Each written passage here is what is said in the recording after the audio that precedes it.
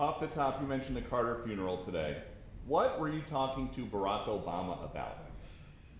It did look very friendly, I must say. I thought you guys hated each other. I didn't realize it, how friendly it looked. I saw.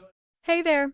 Welcome back to Capital News, where we dive into the moments that shape history. Today, we're unpacking one of the most talked about press conferences from President Donald Trump.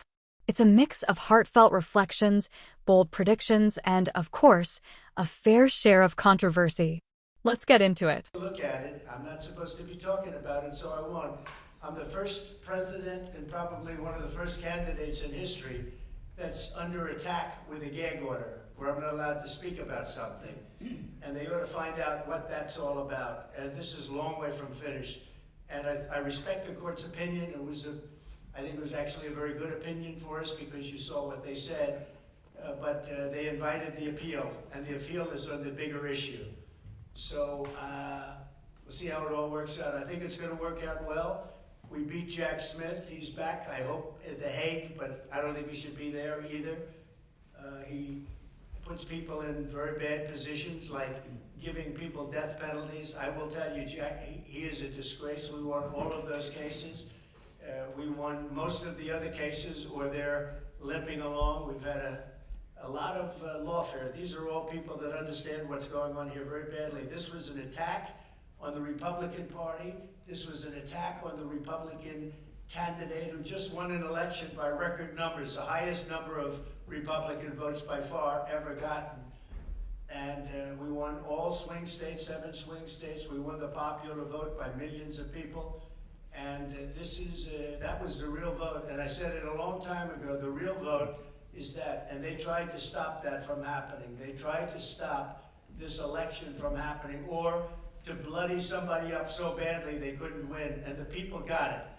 And again, we won by the largest number. Nobody's ever seen anything like that. It was conclusive. It was a massive, they say, the most consequential election in 129 years.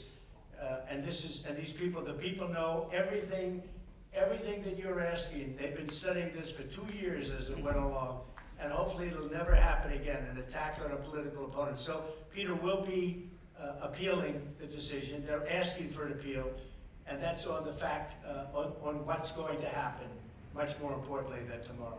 Off the top, you mentioned the Carter funeral today.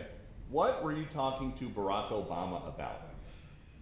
It did look very friendly, I must say. I thought you guys hated each other. I didn't realize it, how friendly it looked. I saw it on your wonderful network just a little while ago before I came in, and I said, boy, they look like two people that like each other. And we probably do. We have little different philosophies, right? But we probably do. I don't know, we just got along. But I got along with just about everybody on that. We met backstage, as you know, before we went on. And I thought it was a beautiful service, but we all got along very well, which is good. In California, what specifically do you think Gavin Newsom and Karen Bass could have done differently to prepare for this $50 billion fire? And, we have great governors in this room, and if you look at the way their states, I think I can say without exception, anybody doing poorly in here? I mean, without exception, we have great governors here that have done a great job with their states. And I don't think, and you'll probably, if there's a weak link, you're going to find it, and you're going to be asking the next question to that person. Gavin Newsom had an opportunity to have millions of gallons a week, a day, millions and millions of gallons come down from the north. And I was able to get him federal approval from that, from the Department of Commerce of all departments. I didn't realize it would go through Commerce. I would have thought environmental, but it goes through Commerce. I got all of the approvals, and he said, I don't want to sign it. I don't want the water. We don't need the water. I said, you need the water. Your reservoirs are empty, the whole place. You need the water. That was 5 years ago. And I had it all done. The work was all done. We sent it to him. He refused to sign it. And if you noticed yesterday, the hydrants were empty. They didn't have any water, many of them. They said 20%, but now I just heard 50%, and now none of them have water, and that fire's still raging. He turned that down. I was going to give him unlimited water. It would come down, it really comes down from the north, way up north, including parts of Canada. It's so much water that they wouldn't know what to do with. Just the opposite would have happened. And that's the reason that this happened. He wouldn't do what we wanted, and we're going to force that upon him now, but it's very late, because I think it's one of the great catastrophes in the history of our nation. This is not just in Los Angeles. I've never seen anything like that, devastation. And we're talking about homes that cost $200, $300, $400 million. Nobody's ever seen anything like it. People that, and very influential people worldwide. I don't know that they ever go back either, because you know, they weren't happy with California. They weren't happy with Gavin Newsom. They weren't happy with their whole lifestyle there, with the crime being out of control, all the other problems. They were not happy. And it's going to be very interesting to see whether or not they're going to build, or whether somebody else is going to build and build a much lesser home. These were the most expensive homes outside of Palm Beach County. I see a list. Outside of Palm Beach, these were the most expensive homes anywhere in the world.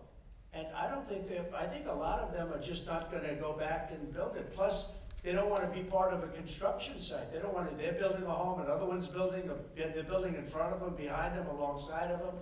So I think it's a tragedy. I think it's an incredible tragedy. It's also a tragedy for a tax base.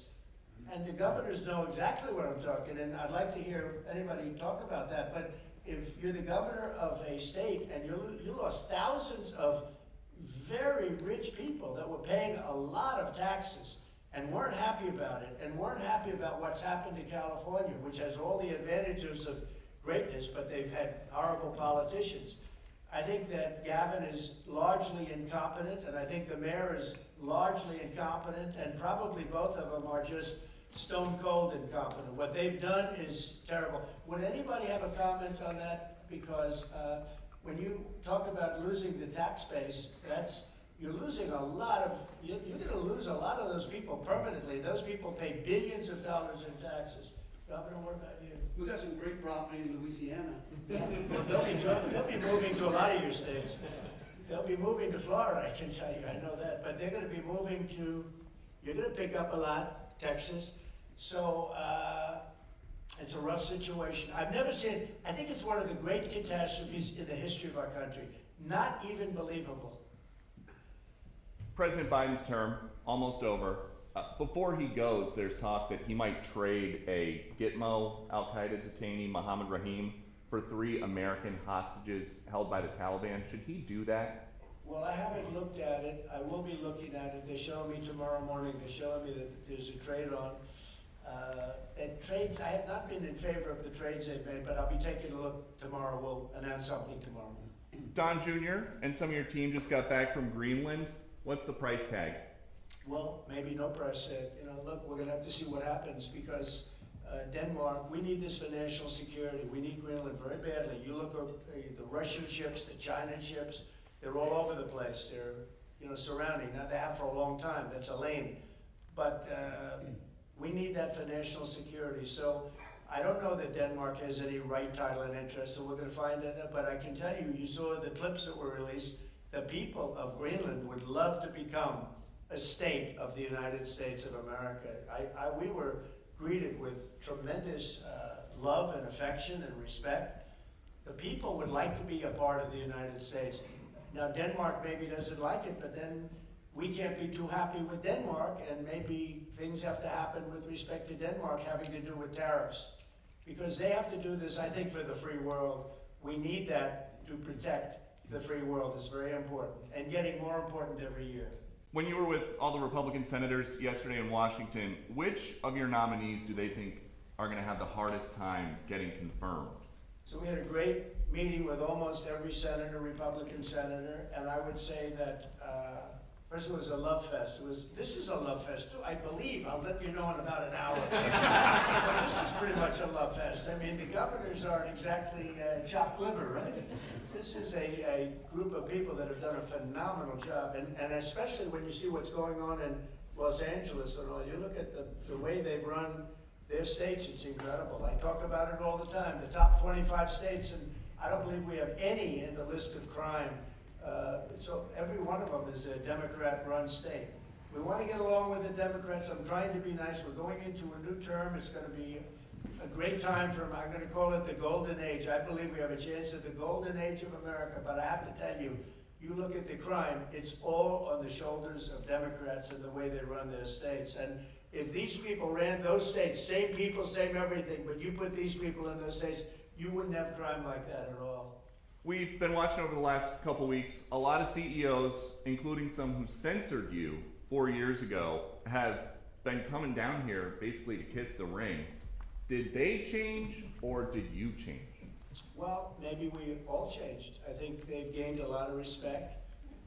I think they looked at the mandate that we got. As you know, we won the popular vote, as I said. We won all 7 swing states. They said, well, if Trump would win, I had to win 3 because I had a lot of early voting going on, and we had to win 3, and we won all 7, and we won them by a lot. We didn't win them by a little, we won them by a lot, and we won the popular vote by a lot. I think that had an effect. I also think it's like, let's get something done. You look at what happened with Facebook today and yesterday, what they announced, that was a big concession from them. I mean, they went from I call them the unlock boxes. They call them lock boxes. I call them the unlock boxes because they seem to be unlocked a lot of times. But you went from the unlock boxes into a statement yesterday that's really talking about free speech. What a difference that is. And so we appreciate that. But I think they've gained a lot of respect. We've had everybody. Jeff Bezos came, Bill Gates came, Mark Zuckerberg came. Many of them came numerous times. The bankers have all come. Everybody's coming. I haven't had anybody saying anything bad about me. I'm not used to it. But a lot of it's respect. I think they respect the Republican Party. The Republican Party has become a much bigger party. It's become a party for the worker.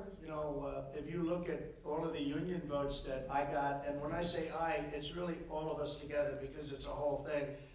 But we won the Teamsters, we did great with the auto workers, we did, all heavily union, and non-union states we won by a lot. Florida is an example, we won by millions of votes, the highest vote ever gotten. And so it's been a great period of time.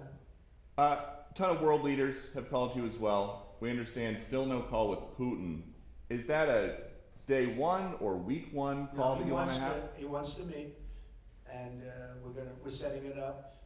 President Xi, we've had a lot of communication, and we have a lot of meetings set up with a lot of people. Some have come, but I'd rather wait till after the 20th. And when you say meet with Putin or meet with Xi, do you guys want to have some kind of a summit, or are they going to come here? To be determined, but President Putin wants to meet. He's said that even publicly, and we have to get that war over. That's a bloody mess. Soldiers are being killed by the millions. I looked at some very graphic pictures yesterday. The soldiers that are being killed, it's a flat field. The only thing that stops a bullet is a body. These are it's a very, very flat land. And the soldiers are fighting, and they are dying by the hundreds of thousands. And not to mention the towns and the cities which were, largely demolished. And there are a lot of people in the big surprise, and it's going to be a very unpleasant surprise, is how many people were killed in that war. It's much higher than the press is reporting. When a building comes down, these are big buildings, they're 2 and 3 blocks long, different kind of construction. They're long and not that tall in many cases, but they're 20 stories. But when a building like that comes down and they say nobody was injured, no, a lot of people were killed. I think the numbers are going to be much higher. And that's a war that would have never happened if I were president, and it's a war that I'm going to try really to stop as quickly as I can. The number of people dying on a daily basis, and I get the reports every single day, and largely soldiers at this point, but the number of people, both Russia and Ukraine, it's staggering. When you threatened tariffs on Canada a couple weeks ago, Justin Trudeau rushed down here. He wanted to make nice. Now he's on the way out. Is that what you wanted? I didn't think he was going to quit. He probably saw the numbers. Look, I call him Governor Trudeau because they should be the 51st state, really. It would make a great state. And the people of Canada like it. They pay lower taxes. They have virtually no military. They have a very small military. They pay less than 1%. They're about the lowest payer in NATO. They're supposed to pay much more. They haven't been paying. They have a lot of problems, and I was with Wayne Gretzky. I said, Wayne, would you like to be the governor of Canada? I can't imagine anybody doing any better than Wayne. Wayne was not too interested, but I think he probably would have liked statehood. He's a friend of mine. He's a great guy. He's the great one. We call him the great one, right? He's a great hockey player. But I will say this, I think that there's, it was stated pretty strongly a couple of weeks ago about Canada, and people laughed, and now they're all saying, well, it's very interesting. And I say from the standpoint of the United States, we're subsidizing Canada $200 and $250 billion a year. We have massive deficits. They've taken about 20% of our car business. I'd rather do it here. We could put tariffs on that. We don't have tariffs on them yet, but that will happen. But they've taken about 20% of our car business. I'd rather have it done in Detroit or have it done in South Carolina or any other state that does cars, and we have a lot of them. We don't need Canada for that. We don't need Canada for lumber because we have big forests that we have, not utilized. In some cases, they're protected, which I can take that protection off. And you take down a tree and you grow a better tree, and that's pretty common.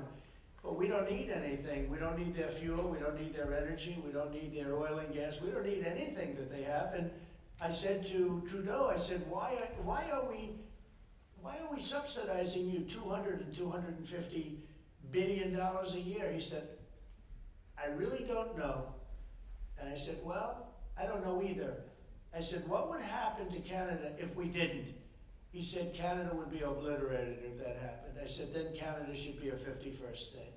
And that's where we are now. A story that kind of disappeared very suddenly. Do you have any idea whatever happened to the drones? What happened to drones? Well, you had said that you thought the government knew what was happening with these drones over New Jersey. There were some by Bedminster. I don't know. They're over Bedminster a lot. So what happened? I'm going to give you a report on drones about one day into the administration, because I think it's ridiculous that they're not telling you about what's going on with the drones. And it's not only with me. Glenn was telling me today that in Virginia they have drones all over the place too, and nobody's reporting it. I don't know why they're not. Do you want to say something about that? What an incredible press conference, a mix of policy, controversy, and bold predictions for the future. Whether you agree or disagree with his points, one thing is for sure, Trump's ability to keep us talking. Now it's your turn. What do you think about these bold claims and predictions? Drop your thoughts in the comments. What are your thoughts on these topics? Do you see them as valid concerns, political theater, or something in between? Let us know in the comments below. If you enjoyed this breakdown, give us a thumbs up, subscribe to Capital News, and hit that bell icon so you never miss a story like this. Thanks for watching, and until next time, stay curious, stay informed, and stay engaged.